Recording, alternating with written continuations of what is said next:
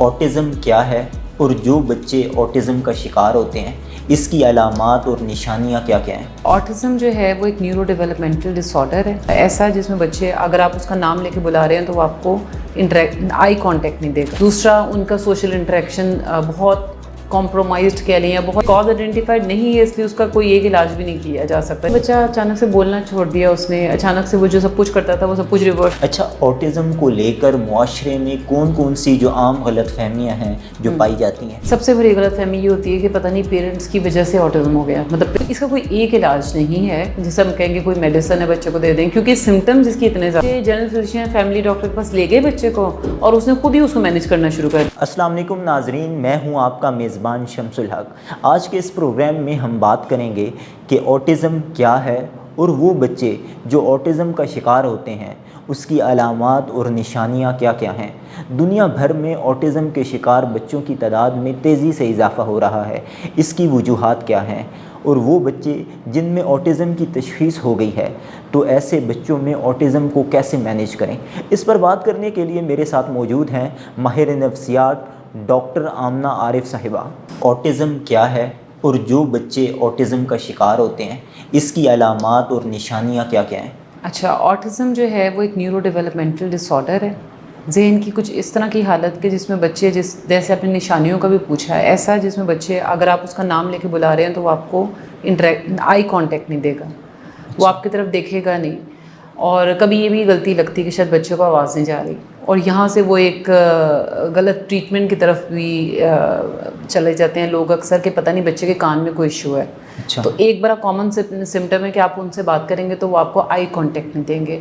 दूसरा, उनका social interaction बहुत कॉम्प्रोमाइज्ड कह लें या बहुत ही महदूद कह लें कि आप सोशल इंटरेक्शन जैसे बच्चे आपस में दूसरे बच्चों को देखते हैं तो वो खेलना शुरू कर या दिल चाहता है उनका इंटरेक्ट करने का, वो इंटरेक्शन नहीं करते। और थर्ड इनका ये कि इनकी कुछ रेपिटेटिव मूवमेंट्स होती हैं, जैसे बड़ी कॉमन हैंड फ्लैपिंग होती है, इस तरह से हैंड मूवमेंट है या बॉडी रॉकिंग है, ऐसे आगे पीछे स्टिमिंग है या फिर कोई ऐसे इंटरेस्ट हैं जिसको वो रिपीट करते हैं। खेलते हुए बड़ा उनका कॉमन नज़र आता है कि वो टॉयज़ को एक लाइन में बनाएंगे, कोई खास सिस्टम बनाते हैं, तो कुछ चीज़ें बड़ी क्लियर हैं। लेकिन ये कि ऑटिज़म आपका इसमें जो सबसे वो मुश्किल चीज़ है वो ये है कि ये पैदा होते पता नहीं चलता कि बच्चे को कोई इस तरह की कंडीशन है उसकी। ठीक होगा। वो बिल्कुल नॉर्मली डेवलप हो रहा होता है, नॉर्मली बातें करता है सब कुछ, और समटाइम्स स्पीच आती है और 25 से 30% बच्चे जिनकी स्पीच आने के बाद फिर रिवर्स हो जाती है। ठीक है। 3 ईयर तक या उससे पहले भी, मतलब पहले रिसर्च 3 ईयर से पहले आप ऑटिज़म को डायग्नोज भी नहीं कर सकते, मतलब इसकी तशख़ीस भी नहीं कर सकते। तो इसकी तशख़ीस के लिए जो उम्र है वो 3 ईयर है। 3 ईयर। ठीक हो गया। अच्छा, ऑटिज़म के शिकार जो बच्चे हैं इनकी तादाद जो है वो रोज़ बरोज़ बढ़ रही है, हालिया बरसों में इसकी तादाद में इजाफा हुआ है। तो ऑटिज़म की वजूहात क्या क्या होती हैं? अच्छा, इसमें सबसे अफसोसनाक बात ये है कि इसकी कोई एक कॉज अभी तक आइडेंटिफाइड नहीं है।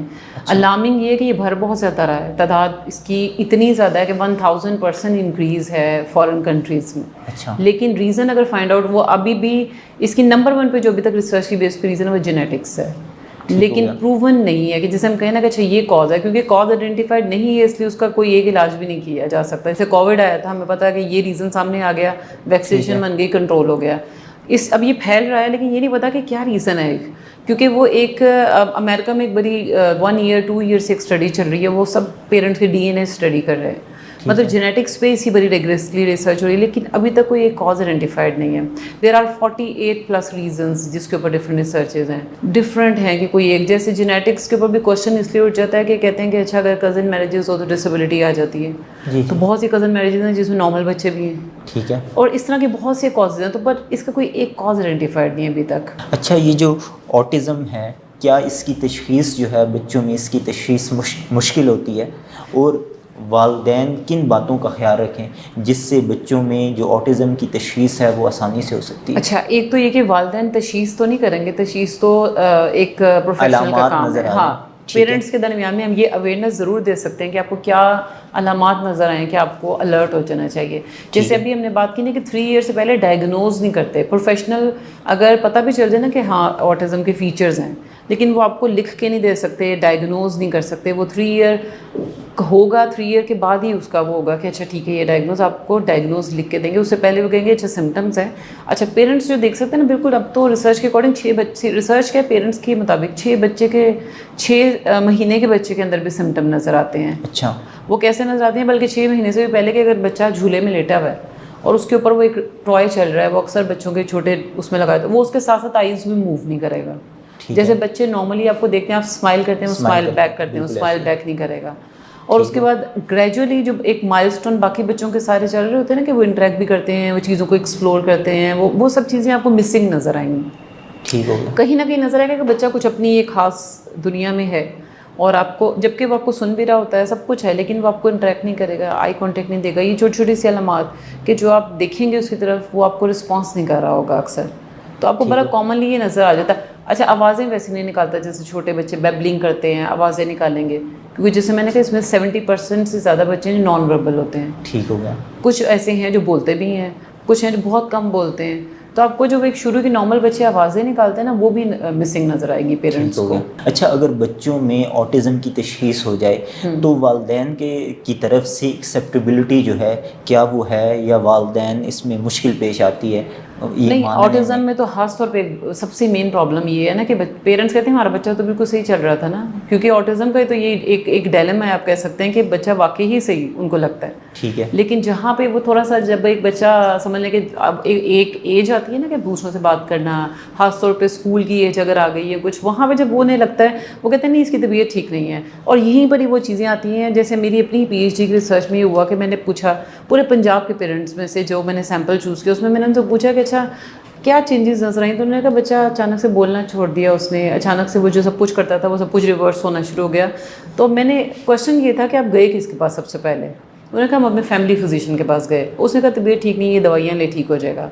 वो करते करते करते करते बच्चे का जो अर्ली इंटरवेंशन जिसे हम कहते हैं ना, उसके इलाज का एक वो टाइम, पीक टाइम जिस पे उसको जाना चाहिए, वो गुजरता जाता है।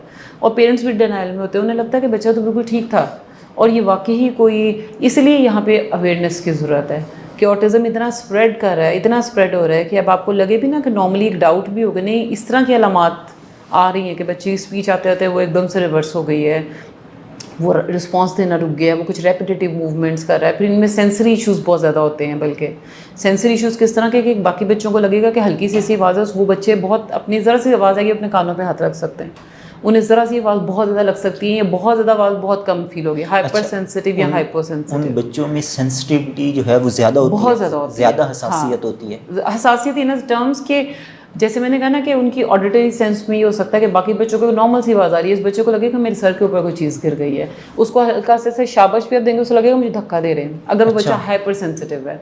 इसीलिए कहते हैं कि आप कोई भी बच्चा हो, वैसे उसको आप उसी परमिशन के बगैर, हमारा कल्चरली तो देखें ना, बच्चे को उठा के गोद में आप चिपका ही लेते हैं, एक चाहे टिपिकल बच्चा है, क्योंकि इतना स्प्रेड कर रहा है, आपको बहुत अलर्ट रहना चाहिए कि बच्चे को बिला वजह कैसे टच न करें उसकी परमिशन के बगैर। आपको नहीं पता वो हाइपर एक्टिव है या हाइपो, मतलब कभी ये भी हाइपो एक्टिव है तो बहुत शोर है, तो उसको लगेगा अच्छा। हाइपो एक्टिव बच्चों के यही बड़ा इशू होते हैं कि सर्दी में उन्होंने गर्मी के कपड़े पहने होते हैं, गर्मी में सर्दी के। अच्छा, क्योंकि वो कहते हैं कि सर्दी का मौसम उन्हें नहीं फील हो रहा होता है, वो हाइपो सेंसिटिव है, उनकी जो फीलिंग है ना कि उनको सर्दी लगनी चाहिए, वो उनको नहीं फील हो रही होती। तो इस तरह के इश्यूज़ हैं, जो इसकी एक लंबी डिटेल है। आपकी बच्चे की हर सेंस में जो 5 की सेंसेस हैं, पांचों सेंसेस में, जैसे कि ये अगर हल्की सी ये लाइट है, हमें इतनी बुरी नहीं लग रही, हम बात कर पा रहे हैं, वो अपनी आंखें बंद कर सकते हो, उसे लगेगा पता नहीं कितनी तेज़ लाइट है। या इन दूसरे ऑपोजिट हाइपो सेंसिटिव में उसे लगेगा कि यहाँ पे लाइट मतलब बहुत कम है, रोशनी बहुत कम है। हाँ, ठीक हो गया। अच्छा, अब वो बच्चे जिनमें तशख़ीस हो गई है ऑटिज़म की, तो अब इसका इलाज क्या है? अच्छा, इसके इलाज इसका कोई एक इलाज नहीं है जिसे हम कहेंगे कोई मेडिसिन है बच्चे को दे दें, क्योंकि सिम्टम्स इसके इतने ज़्यादा है ना, इस तरह के स्प्रेड हुए हुए हैं। इन बच्चों के लिए थेरेपीज़ होती हैं, जैसे मैंने सेंसरी सेंसिटिविटीज़ की बात की, इनकी प्रॉपर बिहेवियर थेरेपीज़ होती हैं, स्पीच थेरेपीज़ होती हैं, ऑक्यूपेशनल थेरेपी है, प्लस फिर इनकी डाइट न्यूट्रिशन बड़ी प्रॉपरली मैनेज की जाती है, क्योंकि इनकी सेंसिटिविटी वो वाली भी है कि इनके गट के इशू बहुत ज़्यादा होते हैं। ऐसे बच्चों में मैदा उनका बहुत ज़्यादा ख़राब रहता है, उनके डायरिया बहुत ज़्यादा रहता है, उनके ये जो डेंटिस्ट्री के इशू बहुत ज़्यादा होते हैं, तो इसलिए मेडिकल ट्रीटमेंट भी चल रहा होता है साथ साथ, प्लस उनकी थेरेपीज होती हैं। और ये थेरेपी कोई वन टाइम नहीं होती, उनको पेरेंट्स को रेगुलरली डिफरेंट सेशंस लेने पड़ते हैं और फिर ग्रेजुअली बड़ा आहिस्ता आहिस्ता इम्प्रूवमेंट आती है। अच्छा, ये मैक्सिमम कितने सेशंस लेने पड़ते हैं थेरेपीज़ के? अच्छा, ये हर बच्चे की अपनी उसकी कंडीशन के ऊपर डिपेंड करता है वो और किस लेवल ऑफ सिविरिटी पे है। क्योंकि ऑटिज्म का बड़ा एक इंटरेस्टिंग बात ये, बल्कि इस पर हमने बात नहीं की, कि ऑटिज्म स्पेक्ट्रम डिसऑर्डर है। इसको हम कहते हैं ना, ये दिस इज अ स्पेक्ट्रम। इस स्पेक्ट्रम का मतलब है कि एक एंड पे वो बच्चे हैं जो बिल्कुल लो आईक्यू के साथ हो सकते हैं, एक वो है जो एवरेज है, एक है हाई फंक्शनिंग ऑटिज्म। ठीक है। अब हाई फंक्शनिंग ऑटिज्म वो है जो गिफ्टेड है विद ऑटिज्म। अब आप सोचिए उनको उनकी लेवल ऑफ, अब थेरेपीज उनके लिए और तरह की है, एवरेज वाले की और तरह की है, और जो लो आईक्यू के साथ है उसका लेवल ऑफ, अब माइल्ड मॉडरेट सीवियर प्रोफाउंड जो एक कैटेगरी है वो भी है, लेकिन ये वो है जो स्पेक्ट्रम है। तो बच्चे की कितनी इंटेंसिटी है सिम्टम्स की, उस पे इंडिविजुअल बच्चे पे डिसाइड होता है कि अच्छा इसको कितने सेशन चाहिए। तो one child at a time, इसलिए हम कहते हैं ना कि अब ये नहीं कह सकते कि अभी हम जो सारी बातें कर रहे हैं वो अब सारे ऑटिज्म के बच्चों के लिए फिट हो रही हैं। वो किसी एक के लिए हो सकती है, दूसरे के पेरेंट्स कहेंगे नहीं ये बात नहीं है, ये ऐसे बोल रहे हैं, क्योंकि one child at a time, एक के लिए हो सकता है सूटेबल, दूसरे के लिए नहीं। और ऐसे दूसरों से सुनी सुनाई बातों पर यकीन नहीं करना चाहिए पेरेंट्स को कि अच्छा मेरे बच्चे ने वहाँ से थेरेपी ली थी, आप भी वहाँ जाएँ और ये ठीक हो जाएगा। ठीक तो बिल्कुल नहीं होते, क्योर नहीं होते, इलाज नहीं है कि बच्चे को कहेंगे नॉर्मल हो जाएगा, इंप्रूव हो जाते हैं। अच्छा, अब वो वालिदैन जो थेरेपीज अफोर्ड नहीं कर सकते क्योंकि इसमें एक सेशन नहीं होता, आपको बार बार सेशन लेने पड़ते हैं। हाँ। तो अब उनके लिए आप क्या उनको मशवरा क्या देंगे? अच्छा, ये सारी थेरेपीज जो हैं ये गवर्नमेंट हॉस्पिटल्स में भी अवेलेबल हैं। ठीक है, मतलब वो ले सकते हैं, प्लस बहुत सी जगहों पे फ्री कैंप्स भी लगते हैं। बहुत से स्पेशल स्कूल्स हैं, थेरेपी सेंटर्स हैं जहाँ पे ऐसे पेरेंट्स को अगर वो जाएं एक्सेस करें और वो उनको फैसिलिटेट करते हैं। इस तरह के बहुत से सेंटर्स अवेलेबल हैं जो फैसिलिटेट करते हैं कि अगर वो ना पे कर सकें, और बहुत मिनिमल फ़ी के साथ है। अच्छा, मतलब बहुत से डिफरेंट एरियाज़ में है, आपको जस्ट फाइंड आउट करना होता है कि कौन से ऐसे सेंटर है जो कम से कम फ़ी के साथ भी करते हैं। नहीं तो आप किसी भी गवर्नमेंट हॉस्पिटल में जाए, आपको स्पीच थेरेपिस्ट भी वहाँ मिलता है, आपको बाकी थेरेपिस्ट भी अवेलेबल होते हैं वहाँ पर। तो ज़रूरी नहीं कि आप सारे प्राइवेट सेटअप्स में और उसमें जाएँ, वो पेरेंट्स की अपनी प्रेफरेंस होती है। अच्छा, ऑटिज़म को लेकर मुआशरे में कौन कौन सी जो आम गलतफहमियां हैं जो पाई जाती हैं? सबसे बड़ी गलतफहमी ये होती है कि पता नहीं पेरेंट्स की वजह से ऑटिज़म हो गया, मतलब पेरेंटिंग की वजह से। और जैसे कुछ अर्सा पहले एक बड़ा वो एक शोर मचा था वर्चुअल ऑटिज़म, कि स्क्रीन टाइम की वजह से ऑटिज़म हो रहा है। अच्छा, एक तो ये, अब स्क्रीन टाइम की वजह से ऑटिज़म तो नहीं होगा, स्क्रीन टाइम की वजह से ऑटिज़म के जैसे फीचर्स आ जाते हैं। मतलब आप देखिए हमारे सबके बच्चे इस वक्त अगर हम देखें तो हम कहेंगे अच्छा ये इनको भी ऑटिज़म है। कैसे? क्योंकि वो आप देखें यूट्यूब पे अंदर बच्चे गए होते हैं आजकल, 4, 5, 6 साल का बच्चा, और वो पेरेंट्स जितनी बार मर्जी बुलाएं वो उनको रिस्पॉन्स नहीं करते हैं। उनकी एक अपनी दुनिया होती है, और यही ऑटिज़म के बारे में कहा जाता है कि वो अपनी दुनिया में रहते हैं। तो अब देखिए, इसलिए मैंने कहा कि आजकल तो सारे बच्चे अपनी दुनिया में रहते हैं। तो आपने ये डिफ्रेंशिएट ज़रूर करना है कि वो एक न्यूरो डेवलपमेंटल डिसऑर्डर है।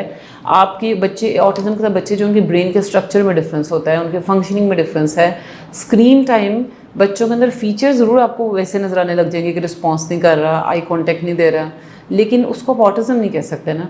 ऑटिज़म में तो फिर उसकी वो बस ऑटिज़म जैसे फीचर्स नज़र आते हैं। अब रिसर्च ने इसको प्रूव भी कर दिया कि कोई वर्चुअल ऑटिज़म एग्जिस्ट नहीं करता। दूसरा ये कहते हैं कि अच्छा नहीं, पेरेंट्स क्योंकि खुद बहुत ज़्यादा सोशलाइज नहीं करते तो इसलिए बच्चे को ऑटिज़म हो गया।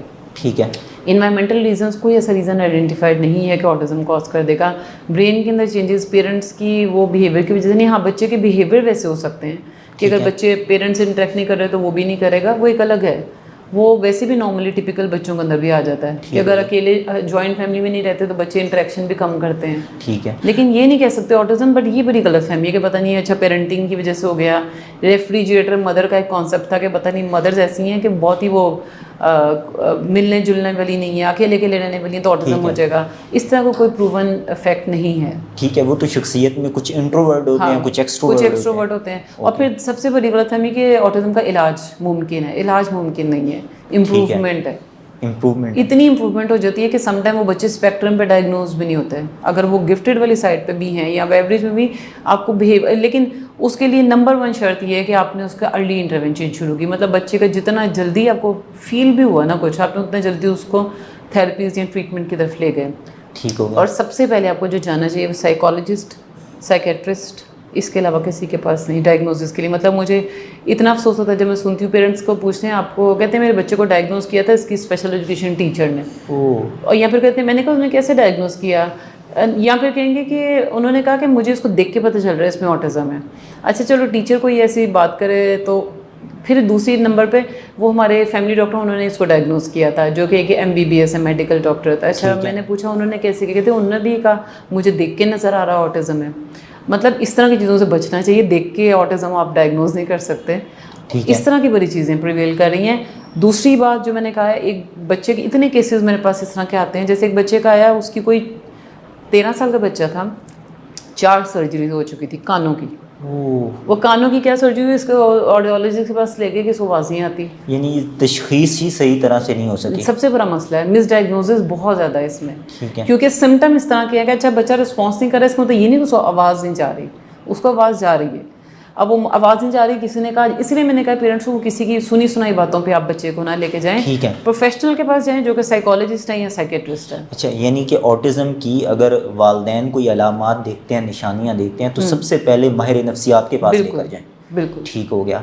अच्छा, अब ऐसे बच्चे जिनमें ऑटिज़म की तशख़ीस हो चुकी है, तो अब वालिदैन जो हैं उनके घर में और उनके जो स्कूल के माहौल में ऐसी क्या तब्दीलियाँ की जाएं जो उनके लिए मददगार साबित हो सकती हैं बच्चों के लिए? अच्छा, ये आपका बड़ा अच्छा क्वेश्चन है। इस पे जैसे मैंने कहा ना, 1 चाइल्ड एट अ टाइम, आपको नहीं, हमें नहीं पता कि वो जो एक बच्चा है उसका वही वाला इशू ऑटिज़म तो है, क्या उसके अंदर सेंसिटिव इश्यूज कौन से हैं, हाइपो सेंसिटिव है या हाइपर सेंसिटिव है। घर में चेंज लाने के लिए ना सबसे पहले ये वाली चीज़ें, बाकी तो सब मैनेज हो ही जाता सम हाउ। अगर वो बहुत हाइपर सेंसिटिव है ना, उसके घर में अगर बहुत ज़्यादा शोर शराबा हर वक्त रहता है, तो वो बच्चा हर वक्त एग्रेसिव रहेगा। ठीक है। अच्छा, ये जिस तरह आपने बात की कि ये हर बच्चे के लिहाज से बच्चे वेरी करता है सिचुएशन के लिहाज से, तो ये घर में तो मैनेज किया जा सकता है, लेकिन स्कूल में तो मैनेज करना बड़ा मुश्किल हो जाएगा, तो इसके लिए क्या करें? स्कूल में इसलिए इनकी बहुत सी ऐसी चीज़ें हैं जो पहले 1 to 1 भी थेरेपिस्ट चल रही होती हैं, और जब बच्चे को, लेकिन वही है कि वो एक अच्छी प्रैक्टिस नहीं है कि बच्चे को आप सिर्फ 1 to 1 प्रैक्टिस में ले जाएं। स्कूल वालों की तो अंडरस्टैंडिंग है ना, घर में तो पेरेंट्स को अवेयरनेस दे रहे हैं, वो स्कूल से गाइडेंस मिलेगी उनको और वो घर में समहाउ मैनेज करेंगे। स्कूल वाले तो ऑलरेडी इक्विप्ड है ना इस चीज़ों से, उनको पता है कि, और ट्रेंड हैं, और उनकी सेटअप इस तरह के बनाए गए होते हैं कि छोटे छोटे वर्क स्टेशंस बने होते हैं, पता है कि बच्चे को कैसे डिस्ट्रैक्शन से बचाना है। मतलब स्कूल तो ऑलरेडी इस चीज़ से अवेयर है, उन्होंने उसको डिज़ाइन ही वैसे किया होता है। लेकिन बेसिकली होता है कि जो आप उस पर्पस के अकॉर्डिंग बिल्डिंग बनाते हैं, आप उसकी सेटअप ही वैसा, तो स्कूल तो ऑलरेडी इस तरह से इक्विप्ड हैं क्योंकि उन्हें पता है कि ऑटिज्म को डील कैसे करना है। तो ये मसाइल आप कह रही हैं स्कूलों में ज़्यादा बच्चों को मसाइल का सामना नहीं होता, घरों में ज़्यादा होता है। लेकिन स्कूल में लेकिन मैं ये कह रही हूँ कि स्कूल में अगर कोई स्कूल वाले आपसे कहते हैं ना कि 1 to 1 या सेशन आ रहे हैं और बस आप उस पर चले जाएँ, तो 1 to 1 सेशन बच्चे के लिए, अब एक बच्चा जो पहले ही सोशल इंटरेक्शन नहीं कर रहा, आप उसको स्कूल में जाके एक टीचर के साथ कोने में बिठा दें और सारा दिन बस वो उस कोने में बैठे और बाद में घर चला जाए, तो वो एक अच्छी प्रैक्टिस नहीं है। 1 to 1 आपको सिर्फ उन स्किल्स के लिए जाना चाहिए जो बच्चे को अकेले आप सिखाएंगे, उसके बाद दोबारा उसको मेन स्ट्रीम में लेके आना चाहिए। स्कूल्स वालों के मतलब ये पेरेंट्स की अवेयरनेस का ही पार्ट है कि आप पेरेंट्स भी बहुत ज़्यादा ना एम्बिशियस होकर सोचते हैं कि हमने बस हमारा एक पूरी टीचर हमारे बच्चे को डेडिकेट हो जाए तो ये सबसे अच्छा सेटअप है, जबकि ये समझ लें कि एक अच्छा सेटअप आपके बच्चे के लिए नहीं है। कुछ स्किल्स के लिए 1 to 1 बहुत अच्छा है, लेकिन बाकी के लिए आप उनको एक वक्ती सपोर्ट हो सकती है। ये इसका परमानेंट कोई सोल्यूशन परमानेंट नहीं, आप उनको उन ग्रुप में बैठाएं, बच्चों के ग्रुप में बिठाएं, ताकि वो जो, क्योंकि बच्चे देख के सीखते हैं ना, ठीक है, बच्चे जो बिहेवियर देखेंगे, आप बोल के जितना मर्जी सिखा लें, जो वो देख के सीखते हैं वो बोल के उतना ज़्यादा नहीं सीखते। और ये वैसे भी विजुअल लर्नर होते हैं ऑटिज्म के साथ, तो हम सभी ज़्यादातर विजुअल देख के सीखते हैं चीज़ों को। तो आप कुछ चीज़ें स्किल्स 1 to 1 ज़रूर सिखाएं, लेकिन बाद में अगर स्कूल वाले नहीं भी करें, आप उनसे रिक्वेस्ट करें मेरे बच्चे को ग्रुप में भी बिठाएं, कुछ टाइम उसको ग्रुप में भी गुजरे। और बाकी घर में जैसे हम बात कर रहे थे पेरेंट्स के ऊपर, एक तो साथ स्कूल्स के साथ उनको गाइडेंस भी मिल रही होती है पेरेंट्स को, ठीक है, कि अच्छा आपने इसको, सबसे एक और बिल्कुल मुझे बात याद आ गई कि ऐसे थेरेपिस्ट या ऐसे स्कूल जो पेरेंट्स को ऐसे निकाल के बाहर करते हैं ना कि आप प्रोफेशनली आप साइड पे हो जाएं, तो ऐसी जगहों में नहीं जाना चाहिए। अच्छा, क्योंकि ये एक अच्छी प्रैक्टिस नहीं है। सबसे बढ़कर पेरेंट्स से ज़्यादा बच्चे को कोई भी नहीं समझता। मतलब एक मैं आपको वाक़या बताती हूँ कि एक थेरेपिस्ट था, उसने ऐसे ही किया, पेरेंट्स उसके पास लेके आए हैं उन बच्चे को, वो कहते हैं आप बाहर चल जाए, दरवाज़ा बंद कर दे, बस अब मैं और ये खुद ही बस, और पेरेंट्स को बाहर बिठा दिया। और उसने बच्चे ने थोड़ा सा कोई काम किया, कुछ भी एक्टिविटी की, तो उसने कहा वेल डन। उसके बाद फिर वो बच्चे ने दीवारों से टकरे मारना शुरू कर दिए उसके थम्स अप के बाद, और पेरेंट्स भाई परेशान कि क्या हो रहा है। बाद में पता क्या चला कि उसका ट्रिगर पॉइंट था। अब ये सिर्फ पेरेंट्स को पता था। ट्रिगर पॉइंट क्या था, वो प्रीवियसली किसी स्कूल में या थेरेपी सेंटर में जहाँ पे जाता था, वहाँ पे किसी एक टीचर ने उसके साथ उसको फिजिकल टॉर्चर किया, मार के और समथिंग इस तरह का, वो उसको ऐसा करती होती थी। उसकी मेमोरी है, उसकी एसोसिएशन है। अब वो आगे बैठी हुई थेरेपिस्ट जिसने पेरेंट्स को निकाल के बाहर कर दिया। पेरेंट्स आपका बिगेस्ट रिसोर्स हैं, कि अगर आप थेरेपी भी करते हैं ना, पेरेंट्स को साथ बिठाएं कुछ टाइम। अगर आपको, हाँ, कुछ पेरेंट्स इंटरफेयर अगर आपके दरमियान करें, कुछ डिस्टर्बेंस क्रिएट करें, आप उनसे अलग से समझा सकते हैं। लेकिन अगर आप वही पेरेंट्स हैं जिन्होंने घर जाना है और जो आपने थेरेपी में किया ना, उन्होंने उसको रिपीट करवाना है, ठीक है, और फॉलो करवाना है, तो घर में बड़ी हेल्प मिल जाती है अगर स्कूल और सेंटर्स पेरेंट्स को इंक्लूड करें। ठीक हो गया। वही सेटअप उन्हें पता चल जाता है। अच्छा, मैंने अपने घर जाके, जैसे ये मैंने कहा विजुअल लर्नर है, तो इन बच्चों के घरों में अगर आप देखेंगे आपको इस तरह के विजुअल्स बड़े नज़र आते हैं। जैसे हैंड वॉशिंग है तो हैंड वॉशिंग के विजुअल्स लगे होंगे, सबसे पहले क्या करना है, फिर क्या करना है, फिर क्या करना है। तो ये सारे विजुअल्स और सारी चीज़ें स्कूल उनको हेल्प करता है समझने में कि अच्छा आप घर में कैसा सेटअप रखें। ठीक है। अच्छा, अब मेडिकल साइंस जो है ना वो एहतियात की तरफ आ रही है कि यानी कि इलाज की बजाय अगर आप एहतियात करें तो डॉक्टर्स और मेडिकल एक्सपर्ट्स कहते हैं कि ये ज़्यादा जो है वो बेहतर है। तो क्या कोई एहतियाती तदाबीर हैं जिसके ज़रिए इस डिसऑर्डर या बीमारी, ये एक तो ये भी बता दीजिए क्या ये डिसऑर्डर है या बीमारी है, और दूसरा इससे कैसे बचा जा सकता है एहतियाती तदाबीर के ज़रिए? अच्छा, एहतियाती तदाबीर जिसमें मैंने कहा ना, जितना जल्दी अलामत नजर है उतना जल्दी उस पर काम करना शुरू कर दें। और वो काम क्या करना शुरू कर दें, जैसे अगेन एक केस था, वो डेनमार्क से आए थे पेरेंट्स, अपनी बच्ची को लेकर, 4 साल की थी, और वो लेके के आए हैं कि इसको ना हम पाकिस्तानी कल्चर में सोशलाइजेशन सिखाने के लिए, ये सोशलाइजेशन वहाँ नहीं है। तो अब वो बच्ची को देख के वो यहाँ जगह जगह लेके घूम रहे हैं, उसको कोई डायग्नोज नहीं कर रहा था। ओके, तो मैंने कहा आपने इनको डायग्नोज करवाना क्यों है? कहते हैं मतलब ये ऑटिज़म पे वहाँ डायग्नोज हुई है, यहाँ डायग्नोज नहीं हो रही। उन्होंने उसके ऊपर 6 महीने से काम करना शुरू किया, फादर ने। ठीक है। काम करने का मतलब कि वो जो उसके सिम्टम थे उसको पढ़ते गए। अब आपको क्या चीज़ है जो इंटरनेट पे नहीं मिलती, दो आप मिसगाइड भी हो जाते हैं समटाइम, बहुत सी इन्फॉर्मेशन है, लेकिन उन्होंने फोकस वे में अपने आप को एम्पावर किया, पढ़ा, और उसके साथ ना जैसे जो बिहेवियर आया उसको वहीं पकड़ लिया। ठीक है। और वो करते करते करते जो बच्ची 4 साल की थी तो वो डायग्नोज नहीं होती ऑटिज्म पे, वो क्राइटेरिया पे फुलफिल ही नहीं होती, मतलब फुलफिल नहीं कर रही थी उसको। ठीक है। तो जितना एहतियात इसमें ये है कि जहाँ आपको बच्चे के ट्रिगर पॉइंट पता चल रहे हैं, जहाँ आपको पता चल रहा है कि अच्छा ये अलामत आना शुरू हुई है, और जहाँ, तो ये आप वहीं से काम शुरू कर दें। अच्छा, ये तो खुशकिस्मती थी कि वो वालिदैन जो थे वो प्रोएक्टिव थे। हाँ। तो अब ज़्यादातर वालिदैन तो प्रोएक्टिव नहीं है हमारे माशरे में। वालिदैन क्या, हम आम अगर देखें लोगों को, प्रोफेशनल्स को देखें, तो वो भी अपनी ज़िंदगी को लेके प्रोएक्टिव नहीं है। तो अब जो वालिदैन प्रोएक्टिव नहीं है वो क्या करें? अच्छा, प्रोएक्टिव नहीं है कि सेंस, मतलब प्रोएक्टिव से आपको क्या मतलब है कि वो पेरेंट्स अपने बच्चे के लिए ज़्यादा, यानी कि जब भी किसी एक मसले का सामना करना पड़ता है, हाँ। तो वो बाज़ औक़ात फौरी तौर पे उसको मान लेते हैं कि ये वाकई ये मसला है, और फिर उसके सॉल्यूशंस की तरफ जाते हैं। या प्रोफेशनल्स जो हैं वो प्रोएक्टिवनेस ये है कि आप पहले एक तैयारी करते हैं ताकि जो आने वाले मसाइल हैं उनसे निपटने में आसानी हो। तो अच्छा, अब ज़्यादातर लोगों की ऐसी अप्रोच नहीं होती, तो वो क्या करें? लेकिन अब आप थोड़ा सा अगर कोई सर्वे करें ना, तो ऑटिज़म की इतनी अवेयरनेस है लोगों में, मतलब कोई टीवी शो नहीं है, कोई जगह, अब आपके भी कोई जगह नहीं जहाँ ऑटिज़म की बात नहीं हुई भी। ठीक है। मतलब पहले मैंने कभी नहीं सुना था कि ऑटिज़म के बारे में लोगों को पता है। कंप्यूटर साइंस के लोगों से लेके लैंग्वेज, मतलब जितने प्रोफेशनल्स भी हैं ना, वो सारे ऑटिज़म के बारे में जानते हैं। मतलब जो कि अच्छी बात है, जो कि अच्छी बात है, वहाँ से प्रोएक्टिवनेस आ रही है। अब पेरेंट्स में, मतलब मैंने जितने पेरेंट्स से मिली हूँ ना, मुझे नहीं एक्सपीरियंस हुआ अभी तक कि पेरेंट्स को ऑटिज़म के जो आते हैं ना पेरेंट्स इतने, अभी जैसे राइट नाउ अभी भी मेरी एक सेशन बुक है, दीपालपुर से लेके आ रहे हैं अपनी बच्ची को। ठीक है। वहाँ किसी ने सजेस्ट किया, रेकमेंड किया, उन्होंने मुझे कॉन्टेक्ट किया, और अब वो वहाँ से यहाँ लेके आ रहे हैं। पेरेंट्स को ऑटिज़म के बारे में अवेयरनेस है अब बहुत ज़्यादा, और जिनको अलामात कुछ नज़र आती हैं ना, वो कुछ भी नहीं करते हैं ना, तो फिर वही वाली चीज़ है कि वो फिजिकल, वो जो आपका जनरल फिजिशियन है ना, उसके पास जाते हैं। अब यहाँ पे क्या है, मैं डिफरेंट प्लेटफॉर्म्स पर रिक्वेस्ट करती हूँ कि जो जनरल फिजिशियन है ना, वो होते हैं जिनके वो पूरा रिलाई कर रहे होते हैं। अब वो पेरेंट्स कहीं भी नहीं लेके जाते ना, तो वो अपने फैमिली फिजिशियन के पास ज़रूर ले जाते हैं कि मेरे बच्चे के अंदर कोई तब्दीली है, कुछ है। वहाँ पे काम या तो ठीक हो जाता है या ख़राब हो जाता है। अच्छा। वो ख़राब कैसे होता है, जब वो जनरल फिजिशियन, जबकि सब जनरल फिजिशियन को भी पता है ऑटिज़म क्या है, जब एक आम पॉपुलेशन को पता है तो मेडिकल प्रोफेशनल्स को भी पता है। ठीक है। मल्टीपल केसेस आते हैं कि जहाँ ख़राबी वहाँ से शुरू हुई है, कि जब आपके जनरल फिजिशियन फैमिली डॉक्टर के पास ले गए बच्चे को, और उसने खुद ही उसको मैनेज करना शुरू कर दिया है, ये दवाई दें, ये दवाई दें, तबीयत आजकल ठीक नहीं है, मौसम चेंज हो रहा है, करते करते करते बच्चे का वो कहीं का कहीं उसका टाइम गुजर गया। यहाँ पे रोल आता है जनरल फिजिशियन का, जो छोटी छोटी गलियों में बैठे हुए क्लिनिक्स खोल के पेरेंट्स लेके जाते हैं गांव में भी बैठे हैं ना, पेरेंट्स लेके जाते हैं डॉक्टर्स के पास, ठीक है। उनका काम है कि वो उनको गाइड करें, जो मैं बार बार कह रही हूँ कि माहिर नफ्सियात के पास। आप ये सिम्टम को नॉर्मल कंसीडर ना करें कि बच्चा बोलते बोलते एकदम से बोलना कम कर दिए, या वर्ड्स कम हो गए, या आई कॉन्टेक्ट ही नहीं दे रहा, या कुछ रेपिटेटिव मूवमेंट है, या कुछ एक अजीब से आप कह सकते हैं अनयूजुअल रिस्पॉन्सेज हैं। जैसे मैंने कहा ज़रा सी आवाज़ पे भी कान बंद कर लेना है कुछ, वहाँ पे जनरल फिजिशियन का रोल है कि पेरेंट्स उनको लेके जाते हैं उनके पास, उनका रोल है कि वो उनको अब गाइड करें बजाय खुद उसमें लग जाएं, क्योंकि अब ऑटिज़म का पता है उन्हें भी।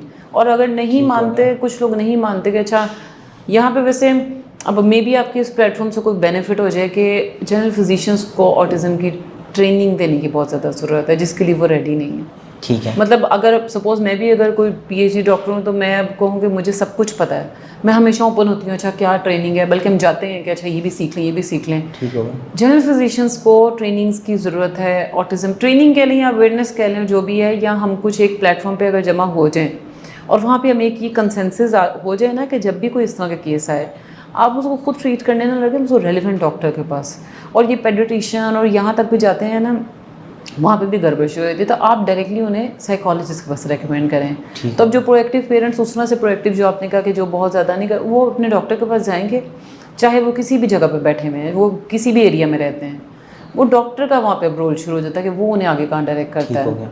और फिर सोशल मीडिया पे वैसे बाय द वे बड़े ग्रुप्स भी बने हुए हैं पेरेंट्स के, जो पेरेंट्स ने डिफरेंट जगहों से ज्वाइन किया होता है, मतलब ऐसे ऐसे जगहों से कि आप बिलीव भी नहीं कर सकते कि यहाँ पे इंटरनेट भी है, लेकिन उन्होंने वो ग्रुप्स ज्वाइन किए होते हैं। ठीक है। तो वहाँ पे वेबिनार्स भी होते हैं जहाँ पेरेंट्स की जहाँ जहाँ आवाज़ पहुँच सके, लेकिन डॉक्टर्स को बेसिकली यहाँ रोल प्ले करना चाहिए। डॉक्टर आमना आरिफ साहिबा, प्रोग्राम में शिरकत के लिए आपका बहुत शुक्रिया।